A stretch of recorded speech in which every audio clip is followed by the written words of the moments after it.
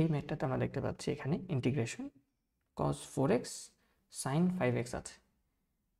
এখানে তোমাকে sin a cos b আকারে ফর্মুলাটা অ্যাপ্লাই করতে হবে, কারণ আমরা যখনই sin a cos b বা cos a sin b, sin a sin b, cos a cos b formula apply করি ত্রিকোণমিতি থেকে, তখন এটা হচ্ছে বড় ধরতে হয়, বড় মানটাকে a, ছোট মানটাকে b ধরা লাগে।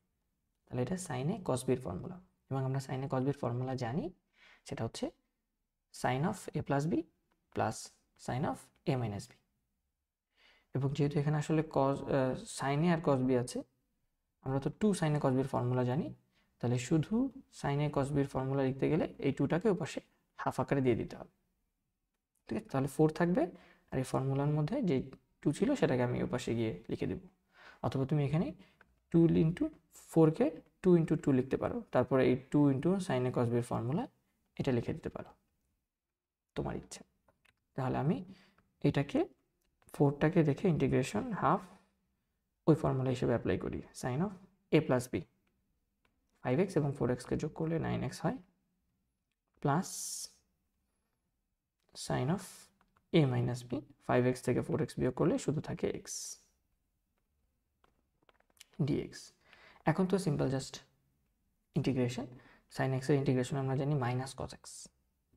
ঠিক আছে, তাহলে যদি আমরা ফর্মুলা অ্যাপ্লাই করি, তাহলে আমাদের এই 4 দিয়ে তো অলরেডি 2 কাটাকাটি চলে যাচ্ছে, থাকতেছে শুধু 2, তাহলে আমাদের 2 রয়ে যাবে, এবং সাইন 9x এর ইন্টিগ্রেশন হচ্ছে minus cos 9x, actually x ছিল না, 9x আছে, তাহলে 9x এর ডিফারেন্সিয়েশন 9 নিচে লিখতে হবে, প্লাস বাইরের তো 2 থাকবেই, এই 2টা তো এটার সাথেও থাকবে, আর সাইন x এর আমাদের ইন্টিগ্রেশন হচ্ছে মাইনাস cos of x